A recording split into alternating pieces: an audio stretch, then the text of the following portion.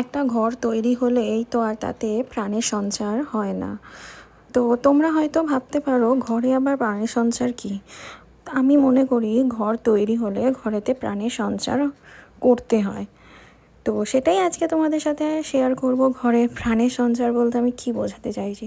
So hello everyone, আমি মৌমিতা। আমার একটা নতুন ভিডিওতে তোমাদের সবাইকে স্বাগত। আশা করছি সবাই ভালো আছো আর সুস্থ আছো।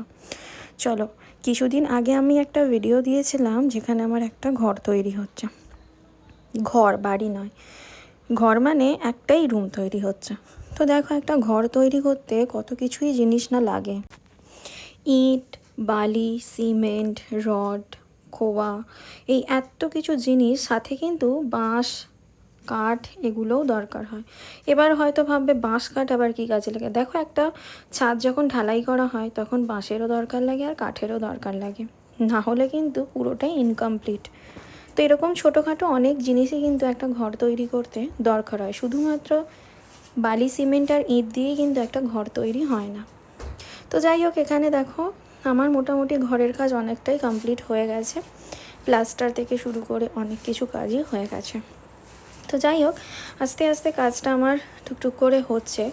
তো একটা ঘর তৈরি করতে গেলে কত ছোটোখাটো কত রকম কাজ থাকে, কতগুলো কাজ করেই তবে একটা ঘর সম্পূর্ণভাবে রেডি হয়। যদিও আমার ঘরটা এখনও পর্যন্ত সম্পূর্ণভাবে রেডি হয়নি, রেডি হতে এখনও অনেকটা সময় লাগবে, ইনকমপ্লিট আছে।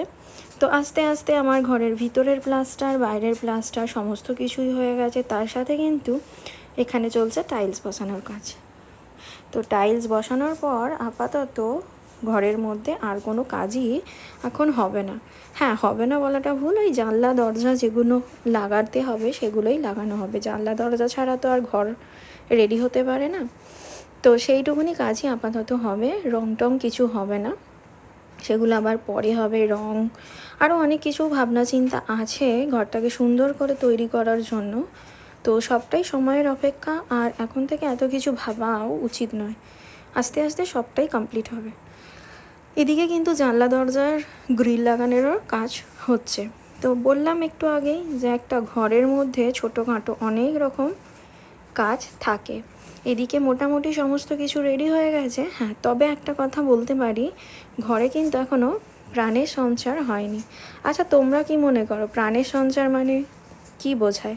প্রাণের সঞ্চার মানে কি শুধুমাত্র একটা ঘর তৈরি করে সেখানে মানুষের বসবাস করলেই প্রাণের সঞ্চার ঘটে যায়? আমার তো সেটা মনে হয় না। একটা প্রাণের সঞ্চার হতে গেলে একটা ঘরকে সুন্দর করে সাজিয়ে গুছিয়ে নিজের মনের মতো করে সাজানো গোছানো হলে তবেই কিন্তু একটা ঘরে প্রাণের সঞ্চার হতে পারে। তো এদিকে তো আমার ঘর রেডি হয়ে গেছে, আর এদিকে শ্রাবণ মাসও আমার শেষ হতে যাচ্ছে।